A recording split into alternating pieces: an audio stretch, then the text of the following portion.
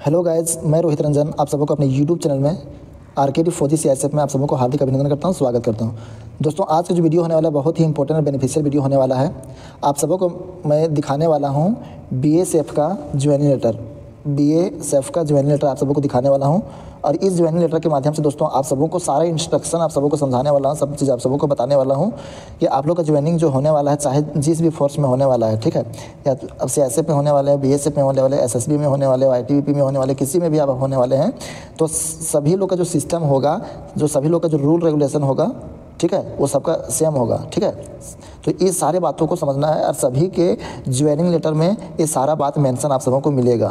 तो आप एक बार भरभली आप देख लीजिए, जितना भी पॉइंट दिख रहा है ए बी, सारा ये सब बात को भी मैं समझाने वाला हूँ कि ये क्या कह रहा है, क्यों कह रहा है, और आप सबों को ट्रेनिंग में जाने से पहले आप सबों को क्या ध्यान में रखना है, ये सब आप समझ के जाइएगा। ठीक है, कोई मतलब छोटा मोटा चीज़ नहीं है, बहुत इंपॉर्टेंट चीज़ में समझा रहा है। ये इन्फॉर्मेशन आप सबों को मिलना चाहिए। ठीक है, ये सारा जानकारी आप सबों को भी मैं बताने वाला हूँ, कौन कौन इंपॉर्टेंट है जानकारी सो, क्योंकि ये जो चीज़ है वो सभी फोर्स वालों को दिया जाएगा ज्वाइनिंग लेटर के साथ में। उसके बाद में क्या क्या आप सबों को ले करके जाना है, कौन कौन से डॉक्यूमेंट्स बनाना है, सो यहाँ पर मैं आप सबों को दिखाने वाला हूँ, बताने वाला हूँ। इसलिए आप लोग पूरा वीडियो में आप लोग बने रहिएगा। कैरेक्टर सर्टिफिकेट कैसे बनाना है, इसका क्या फॉर्मेट है, सो यहाँ पर आप देख सकते हैं। कैरेक्टर सर्टिफिकेट कैसे बनाना है, कहाँ पर क्या भराएगा, कहाँ पर किसका साइन लगेगा, किसका मोहर लगेगा, मैं आप सबों को पूरा क्लियरली हम समझाने वाले हैं। ठीक है, इसलिए फुल वीडियो में पूरा आप सब बने रहेंगे। और अटेस्टेशन फॉर्म का जो वीडियो है वो मैं आप सबों को बना दिया हूँ। ठीक है, तो बहुत लोग का ज्वाइनिंग लेटर आ गया है, तो वो लोग सोच रहे होंगे कि हमारे ज्वाइनिंग लेटर में अटेस्टेशन फॉर्म नहीं दिया हुआ है। ठीक है, तो नहीं देने का ये वजह है दोस्तों, आप लोग परेशान मत होइए। इसलिए नहीं दिया है क्योंकि आप सबों को दोस्तों ऑनलाइन ही अटेस्टेशन फॉर्म भरना है, ऑनलाइन अटेस्टेशन फॉर्म भरना है। ठीक है, इनरोलमेंट ऑनलाइन करना है, कैरेक्टर भी आपको यहाँ पर ऑफलाइन बनाना है, कैरेक्टर ऑफलाइन बनाना है, बाकी बात ऑनलाइन। ठीक है, तो ये रहा एक भाई का ज्वाइनिंग लेटर जो कि बॉर्डर सिक्योरिटी फोर्स में उनका सिलेक्शन हुआ है। ठीक है, तो वो यहाँ पर मोबाइल नंबर दिया होगा, कुछ इशू होगा तो आप लोग यहाँ पर फ़ोन करके बात कर सकते हैं। ठीक है, ये केरला के भाई थे, तो ये इनका हुआ है। तो यहाँ पर देख लीजिए ज्वाइनिंग लेटर में क्या इंपॉर्टेंट बात है, क्या समझना है। तो सब्जेक्ट है selection for the post of CTGD in BSF, यानी बीएसएफ में इनका ज्वाइनिंग होने वाला है, इनका सिलेक्शन हो गया बीएसएफ में। ठीक है, तो एक बात समझिए, वीडियो थोड़ा सा लंबा होगा तो आप लोग समझिएगा। इसमें सब बताया है, सारा कुछ पढ़ने की जरूरत नहीं है, इसमें हम पढ़ लिए हैं, आप सबको हम बता रहे हैं कि यानी 13 दिसंबर को यहाँ पर रिजल्ट आया है, जिसमें इन भाई का कांस्टेबल जीडी में बीएसएफ में सिलेक्शन हुआ है। ठीक है, और ये मैट्रिक्स लेवल 3 का है और जो पे लेवल है वो 7 पे स्कीम के तहत है। ठीक है, पे लेवल 3rd ग्रेड का पे लेवल है, 3rd ग्रेड का पे लेवल है, और 7th पे सिस्टम जो है ना, 7वां वेतन आयोग जो होता है, इसके आधार पर पैसा मिलेगा।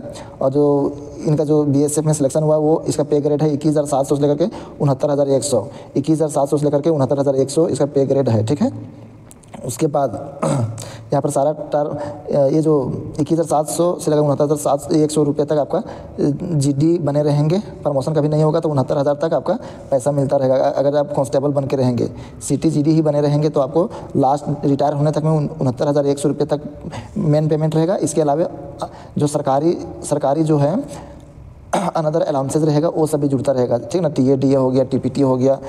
इसके अलावा आप कहीं घूमने गए हैं, जैसे कि कोई टीडी में गए हैं, तो वही टीए हो गया, तो उसका अलग अलाउंस आप लोगों को मिलेगा। ठीक है, तो फिर पूरा वीडियो को देखिए दोस्तों, समझिए, ताकि आप लोग ज्वाइनिंग करने से पहले समझ लीजिए कि आप लोग किस तरह से ज्वाइनिंग करेंगे। आप लोग सोच रहे होंगे कि अभी मेरा ज्वाइनिंग हो रहा है, मेरा नौकरी लग गया, फिक्स हो गया, मेरा कोई हटा नहीं सकता, तो ये सब गलत सोच रहे हैं आप। अगर आप गड़बड़ करेंगे, ये जो कंडीशन समझाने जा रहे हैं, बताने जा रहे हैं, इसको फॉलो नहीं करेंगे, तो आप टेम्परेरी बेस पर नौकरी कर रहे हैं, आपको कभी भी हटा दिया जा सकता है। ठीक है, तो पहला पॉइंट क्या बोलता है, ये सभी एसएसबी हो, सीआईएसएफ हो, ठीक है, आईटीबीपी हो, कोई भी हो, ये सबके लिए है, सीआरपीएफ हो, ये सबके लिए ये चीज़ है। इसको समझिए, सब लोग ध्यान से इस वीडियो को समझिए। तो यहाँ क्या बोल रहा है, जैसे आपका ज्वाइनिंग तो होने वाला, तो ज्वाइनिंग से पहले ज्वाइनिंग लेटर आप तक पहुँच गया। ठीक है, तो आपके पास जो भी 20 दिन का, 25 दिन का जो भी गैप है, ज्वाइनिंग से पहले 1 महीना का जो भी गैप है, इस बीच में अगर आपके साथ में कुछ हादसा हो जाता है, कुछ फिजिकल फिटनेस में गड़बड़ हो जाता है, कुछ प्रॉब्लम हो जाता है, डिजेबिलिटी हो जाता है, डिजेबल हो जाते हैं, एक्सीडेंट हो जाता है, ठीक है, तो वहाँ पर आप ज्वाइन करेंगे तो वहाँ पर आपका मेडिकल होगा। क्या होगा दोस्तों, आप सबों का मेडिकल होगा। मेडिकल में अगर अनफिट पाया जाएंगे तो आप सबको मतलब एक तरह से हटा दिया जाएगा। ठीक है, आपको हर हाल में वहाँ पर मेडिकल में फिट होना है। तो ये पहला बात मैं ये समझाया है कि आपके साथ में किस तरह से हादसा होगा, ज्वाइन करेंगे तो आपको वहाँ पर मेडिकल होगा, वहाँ पर फिट नहीं पाया जाएंगे फिर वहाँ से आपको हटाया जाएगा या तो, ठीक है, वहाँ पर आपको हर हाल में फिट होना पड़ेगा। तो पहला बात ये हुआ। दूसरा बात है बीएसएफ का जो रूल है यहाँ पर है ये BSF के हिसाब से है, ये सबके लिए नहीं है। You will be governor by the क्या provisional of BSF act 1968, BSF rule 1969 as amended from time to time and other central government order rule and regulation is applicable for time to time. यानी अलग अलग time में, यानी जो आपका जो duty period चलता रहेगा 1 साल 2 साल 5 साल, तो अलग अलग समय में जितना भी रूल रेगुलेशन आएगा, गवर्नमेंट का रूल होगा, उसको आपको फॉलो करना पड़ेगा, यानी ओबीडियंट आपको बनना पड़ेगा, ठीक है। सबके बात को मानना पड़ेगा, डिसिप्लिन तोड़ना नहीं है। ये था बी में। सी नंबर में है क्या बोलता है,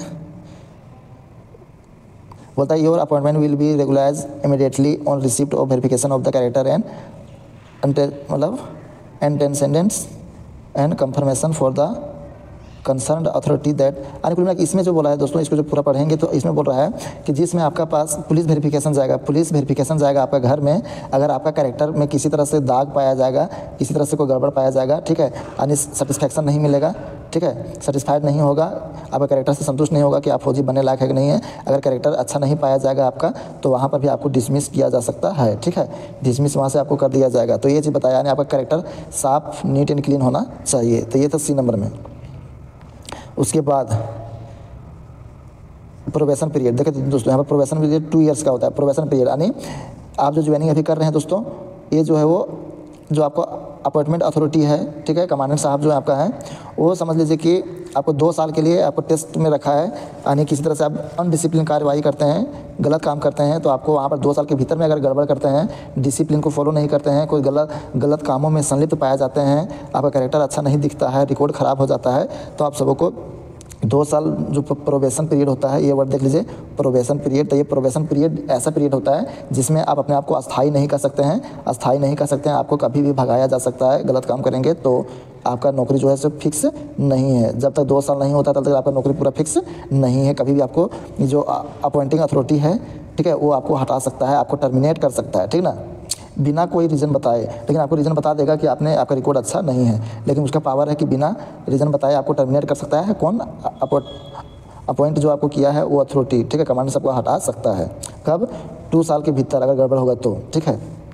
अगर लगता है कि थोड़ा बहुत छोटा मोटा गलती किए हैं तो प्रोबेशन पीरियड आपको 1 साल के लिए बढ़ा सकता है, मतलब 6 महीने के लिए आपका प्रोबेशन पीरियड बढ़ा सकता है। ये रूल है, इसको आप समझ के जाइएगा। अब ये मत समझिएगा आप फिक्स नौकरी हो चुका है तो आपको कोई हटाएगा नहीं, आप गलत काम करना शुरू हो जाएंगे, ठीक है। चलिए नेक्स्ट पॉइंट को समझिए। ये बोल रहा है कि अभी आपका ज्वाइनिंग हो रहा है, ये अभी आपका ज्वाइनिंग मान चलिए हो रहा है। अगर 10 साल के भीतर में आप चाहेंगे कि हम इसको रिज़ाइन मार दें, ठीक है, क्या कर दें? रिज़ाइन मार दें, ठीक है, रिज़ाइन मारना चाहते हैं आप 10 साल के भीतर में, ठीक है, तो आपको क्या करना पड़ेगा दोस्तों?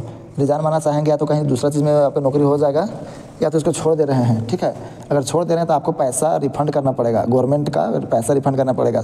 कौन सा? जो आपको ट्रेनिंग करवाया है, रिफंड गवर्नमेंट ट्रेनिंग कॉस्ट। इसको समझिए बात को। अगर 10 साल के भीतर में आप नौकरी को छोड़ करके जा रहे हैं, रिज़ाइन मार रहे हैं, ठीक है, तो आपको क्या करना होगा? गवर्नमेंट ट्रेनिंग कॉस्ट, यानी जो आप पर ट्रेनिंग का जो पैसा खर्चा किया है सरकार, उस पैसा का आपको वापस करना पड़ेगा।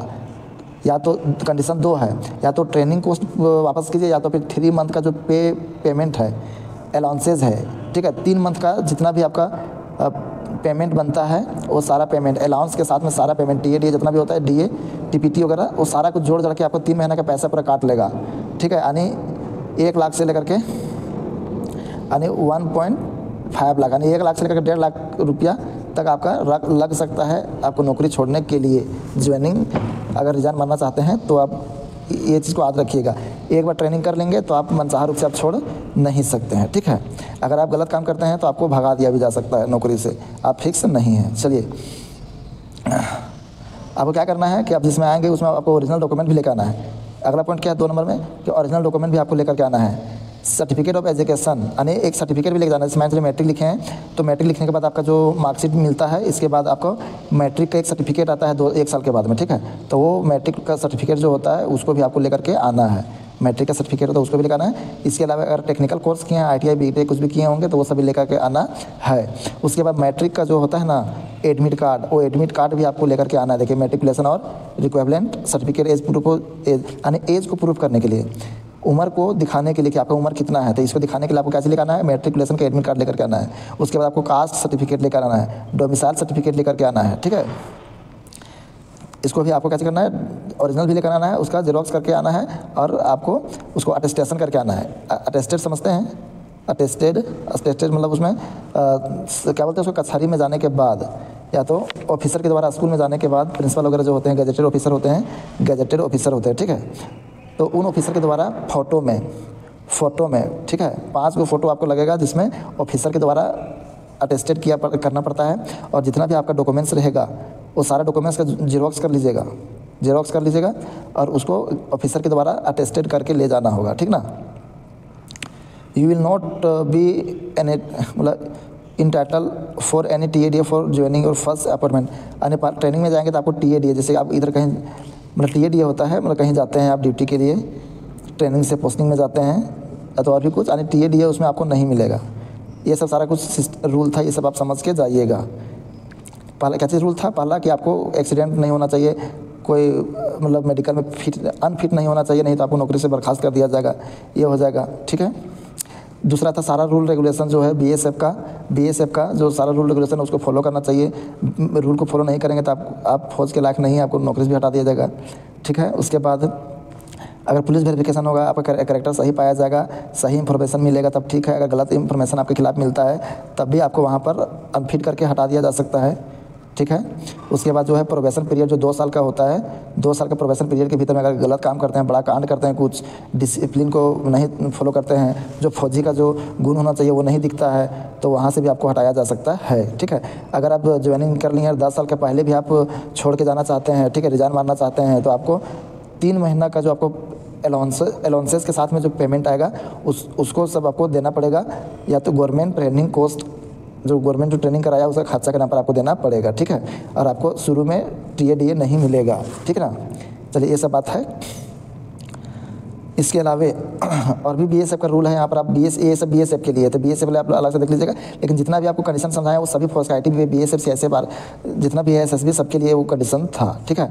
बाकी बात उसके बाद यहाँ पर देखिए, इसके बाद देखिए यहाँ पर मेन चीज़ था जो अटेस्टेशन फॉर्म का जो वीडियो हम बनाए थे, इस वीडियो के इंड स्क्रीन में यहाँ पर दे देंगे, आप सब देख लीजिएगा कि कैसे फॉर्म को भरना है। तो आप निकालिएगा मत, ऑनलाइन ही भरना है। ऑनलाइन भरेंगे ज़रूर, लेकिन जो जहाँ से आप भरेंगे उसको तो बताएंगे ना, आप साइबर वाले को बताइएगा कि कैसी आपका डिटेल्स है। तो ये जो हम वीडियो बनाए हैं उसको देख लीजिएगा, समझ लीजिएगा, कॉपी में लिख लीजिएगा, उसके बाद कौन सा कॉलम में क्या भराएगा सो सीख के जाइएगा, ठीक है। तो ये भले ही ऑनलाइन भराएगा। नॉमिनेशन फॉर्म, नॉमिनी में किसका नाम डालना है सो सब भी आप सीख के जाइएगा। 3 फॉर्म भरना online, nomination form, enrolment form, attestation form, जो कि अटेस्टेशन फॉर्म बहुत इंपॉर्टेंट है। अटेस्टेशन फॉर्म में ही नॉमिनेशन फॉर्म आता है, जो मम्मी पापा का नाम उसमें लिखे थे ना सो सब। चलिए आगे बात करते हैं। चलिए अब क्या चीज़ करना है, जो आप जाएंगे तो उसमें क्या चीज़ करेंगे, तो कैरेक्टर सर्टिफिकेट लेकर के जाएंगे, कैरेक्टर सर्टिफिकेट लेकर जाएंगे। अब दो जो रहेगा गजेटेड ऑफिसर, उनसे आपको क्या चीज़ करना है, सील मोहर साइन करा के जाना है। और जो फॉर्मेट यहाँ पर SSC के द्वारा जारी किया गया उसी फॉर्मेट में आपको बनाना है। आप सबको पिछले वीडियो में देख लीजिएगा कैरेक्टर सर्टिफिकेट कैसे बनाएंगे, उसमें आप सबको हम दिखाए हैं, ठीक है। तो आपको किस कैफ़े में जाएंगे तो वहाँ पर आपको दे देगा। और कहाँ गया, आपको 5 फ़ोटो लेके जाना है, फोटोग्राफ लेकर के जाना है। इसमें भी गजेटेड ऑफिसर के द्वारा अटेस्टेड कराना है। फोटो में भी आपको गजेटेड ऑफिसर का फोटो में साइन कराना है और उसका सील भी लगाना है, साइन और सील दोनों लगाना है, ठीक है। उसके बाद और क्या चीज़ लेकर जाइएगा, आप डोमिसाइल या तो रेजिडेंशियल ऑफ सर्टिफिकेट भी आपको लेकर जाना है, जो कि आप डॉक्यूमेंट वेरिफिकेशन में आप दिए थे। क्या क्या लेके जाना है वो सारा वीडियो हम बना के रखे थे। आधार कार्ड भी आपको लेकर जाना है, इसका जेरोक्स भी करा के जाना है, बताए थे आपको 4 जेरोक्स कराइएगा, जहाँ पर 2 जेरोक्स तो वहाँ पर ट्रेनिंग सेंटर में ले लेगा, एक जेरोक्स आप घर में रखिएगा और एक जेरोक्स आप जहाँ पर रहिएगा रूम में रखिएगा और 2 जेरोक्स यहाँ पर ले लेगा, ठीक है। तो सभी का 4 जेरोक्स बना के जाइएगा। आधार कार्ड भी लेकर जाइएगा, पैन कार्ड बनाने के लिए बोले थे, बार बार सभी वीडियो में बताते थे, ठीक है। उसके बाद सेविंग अकाउंट जो रहेगा SBI का अकाउंट भी आप सबको लेके जाना है, इसका ATM भी लेके जाना है, आप सबको बता रहे थे। पैन कार्ड भी बनाना है, चेकबुक भी आपको बनाना है, ये सब हम बता रहे थे। तो ये सेविंग अकाउंट का जो पहला पृष्ठ होता है ना, जिसमें फोटो, नाम, सिग्नेचर और बैंक कहाँ का है, मतलब ये कौन सा स्टेट का है, बैंक का सारा डिटेल रहता है, उसको भी आपको जेरोक्स करा के लेके जाना है, ठीक है। उसके बाद आपको सफिशिएंट मनी भी लेकर के जाना है। सफिशिएंट मनी किसके लिए, तो मेस डिपॉजिट के लिए, यानी खाना आपको बनेगा वहाँ, तो उसके लिए भी सफिशिएंट पैसा लेके जाना है। तो यहाँ पर नाम नहीं दिया है कि आप 8,000 रुपये लेके जाइए, ठीक है। लेकिन मेस के लिए पहले 5,000 रुपये लगता था, लेकिन अब महंगाई बढ़ गया तो हो सके 8,000 रुपये भी आपका लग सकता है। तो 8,000 रुपये आप मेस के लिए लेके जाएंगे, 8,000 रुपये आप मेस के लिए लेके जाएंगे, प्लस में 5,000 रुपया आप अकाउंट में, या तो 2,000 रुपये आप कैश भी लेके जा सकते हैं। भाड़ा वाड़ा खर्चा होने के बाद 2,000 रुपये आपका रूम में बचना चाहिए, या तो 5,000 रुपये आपका रूम में बचना चाहिए, ठीक है। 2,000 रुपये अपना पास रख लेते हैं, उसके बाद कुछ पैसा आप अकाउंट में रख लीजिएगा, घटेगा फिर आप घर से मंगाते रहिएगा, ठीक है। उसके बाद सारा क्लोथिंग का, यानी जो कपड़ा उपड़ा है वहाँ कुछ नहीं मिलेगा, आपको कपड़ा खुद घर से लेकर के आना होगा। बेडिंग का सामान, बेड वगैरह भी घर से सब लेकर के आना होगा। डेली यूज़ में जो यूज़ होता है वो सारा आइटम भी आपको लेकर के आना है। एक रूम में आप शिफ्ट होते हैं तो सारा सामान आपको लेकर के जाना है, ठीक है। तो ये सारा कुछ इसमें सब समझा दिया है। देखिए जहाँ से जनरेटर भेजा है वहाँ का सील मोहर सब है, ठीक है। उम्मीद करते हैं ऐसे वीडियो समझ में आ गया होगा, ठीक है। चलिए अब बात करते हैं एनेक्सर 6 का। एनेक्सर 6 में जो है आप लोगों को कैरेक्टर सर्टिफिकेट बनाना है दोस्तों, कैरेक्टर सर्टिफिकेट बनाना। पिछला वीडियो में अटेस्टेशन फॉर्म कैसे बनाना है, कैरेक्टर सर्टिफिकेट कैसे बनाना है, बहुत बढ़िया से बताए थे। इस वीडियो के इंड स्क्रीन में हम ये वीडियो दे देंगे, लिंक दे देंगे, इसको जाकर देखिएगा। अटेस्टेशन फॉर्म में कौन कौन सा इंफॉर्मेशन डालना है, कैसे भरना है वो देख लीजिएगा। प्लस में ये कैरेक्टर सर्टिफिकेट कैसे बनाना है सो देख लीजिए। ये जो फॉर्मेट है दोस्तों देख लीजिए, ये जो फॉर्मेट है इसको कैसे भरना है सो देख लीजिए, समझिए यहाँ बात को। एक रहेगा सबसे पहले देखिए कहाँ वाला है, डीएम वाला, एसडीएम वाला, डीएम वाला, ठीक है, डिस्ट्रिक्ट मजिस्ट्रेट का है, ठीक है। तो गजेटेड ऑफिसर से भरना है। तो कैरेक्टर सर्टिफिकेट बनाने से पहले आपको क्या करना पड़ेगा, थाना जाना पड़ेगा। थाना जाइएगा पुलिस स्टेशन जाइएगा, तो वहाँ पर आपको देखेगा कि आपका कोई क्रिमिनल रिकॉर्ड तो नहीं है, वो सब देखिएगा। तो वहाँ पर लिखेगा अगर क्रिमिनल रिकॉर्ड है तो वहाँ पर लिखेगा कि क्रिमिनल रिकॉर्ड है, ठीक है, कैरेक्टर सही नहीं है। अगर क्रिमिनल रिकॉर्ड नहीं रहेगा तो बोलेगा कि मतलब कोई भी not found any criminal record, ठीक है, यानी क्रिमिनल का कोई रिकॉर्ड नहीं पाया गया। तब जा करके एक सर्टिफिकेट बना के देगा, कैरेक्टर बना के देगा थाना से। उसके बाद आप लेकर आइएगा तो गजेटेड ऑफिसर जो डीएम एसडीएम है उसके पास आइएगा, ठीक है। तो वहाँ पर ये फॉर्मेट जो रहेगा इसी फॉर्मेट में आपको कैरेक्टर सर्टिफिकेट बनाना है। तो चलिए देखिए कहाँ पर क्या भराता है। देखिए वीडियो थोड़ा सा लंबा होगा, आप लोग मैनेज कीजिएगा, समझिएगा, ठीक है। पूरा वीडियो प्रॉपर दे रहे हैं, समझा रहे हैं पूरे एक बतिया को, ठीक है, इसलिए आप लोग समझिएगा। कैसे बोलते हैं, certificate that I have non mister या तो मिसेज, यानी कुल मिला के जो कैंडिडेट है उनका नाम यहाँ पर होगा। पिछला वीडियो देख लीजिएगा, हम समझाएं उसमें हम, ठीक है, फिर भी इसमें बता रहे हैं। इसमें आपका नाम होगा, उसके बाद आप किनके बेटा, यानी इसमें आपका पापा का नाम होगा, समझ लीजिए आप किनके सन ऑफ हैं, ठीक है। इसमें अपना नाम होगा, फिर यहाँ पर आपका फादर का नाम होगा, इसमें अपना नाम, यहाँ पर आपका फादर का नाम, समझ गए। उसके बाद गजेटेड ऑफिसर या तो थाना वाला आपको कितना साल से जानता है, तो हम अपना वाला फॉर्म में दिखाए थे 2 साल और 6 मतलब कुछ मंथ दिखाए थे, यानी 2.5 साल से हमको जा रहा था 2/1/2, ठीक है। इस तरह से इतना हम भरे थे। अगर आपको 3 साल से जानना है तो आपको लिख सकते हैं 3 ईयर से, 3 ईयर और 2 मंथ, 3 ईयर 2 मंथ से आपको जानना है, इस तरह लिख सकते हैं। या तो 2 ईयर, ठीक है, हाफ मंथ से आपको जान रहा है, तो बस इसे कोई भी आंकड़ा डाल दीजिए, यहाँ पर कोई इशू नहीं, इसको कुछ पता करने की जरूरत नहीं। 2 ईयर 3 मंथ इस तरह से डाल दीजिए कुछ भी। ये सब बाकी बात यहाँ पर जो लिखा हुआ है ये सब तो है ही, बाकी अब भरना है ये अपना नाम, पापा का नाम, आपको कितना दिन से जानता है थाना वाले, यहाँ पर अपने से कल्पना करके लिख देगा, आप लोग कोई दिक्कत नहीं, कोई पता भी करने नहीं आएगा। उसके बाद यहाँ पर थाना वाला बोलेगा कि आपका नाम यहाँ पर लिखाएगा, यहाँ पर आपका नाम लिखाएगा, बोलेगा इसको हम, ये मेरा कोई सगा संबंध नहीं है, मिस्टर फलाना is not related to me, यानी मेरा कोई रिलेटिव नहीं है, ठीक है। उसके बाद यहाँ पर वो साइन करेगा, यहाँ पर वो साइन करेगा, ठीक है। फिर उसका मुहर भी रहेगा, प्लेस का नाम देगा, डेट देगा, ठीक है। चलिए फिर I am satisfied about the reliability of the person who has given the above certificate of character. ऊपर में जो आंकड़ा जो बताया गया, जो कैंडिडेट के द्वारा जो आंकड़ा बताया गया वो सब सही है, मतलब सेटिस्फेक्शन है, यानी संतोषजनक है, सब सही है, कोई दिक्कत नहीं है। जब इतना सब सही पाया जाएगा तब जो एसडीएम है, डीएम है, वो यहाँ पर आपको क्या करेगा, अपना डीएम जो है अपना साइन करेगा, ठीक है। उसके बाद यहाँ पर आपका सील मोहर वो लगाएगा, प्लेस लिखेगा, डेट लिखेगा, ठीक है। उसके बाद वो आपका कैरेक्टर सर्टिफिकेट बन के तैयार हो गया, ठीक है। उम्मीद करते वीडियो आप सबको इन्फॉर्मेटिव लगा होगा, अच्छा लगा होगा। नए होंगे तो चैनल को सब्सक्राइब कर लीजिए और मेरे चैनल के साथ में जुड़ जाइए, क्योंकि मैं आप सबको एक छोटा से छोटा और बड़ा से बड़ा टॉपिक पर हम वीडियो बनाते हैं, ठीक है। तो वीडियो को यहीं क्लोज करते हैं, पुराना वीडियो को आप जाकर देख लीजिएगा, आप सबके लिए बेनिफिशियल वीडियो हम बनाते हैं। चलिए फिर मिलते हैं नए और ज़बरदस्त टॉपिक के साथ, तब तक जय हिंद, जय भारत।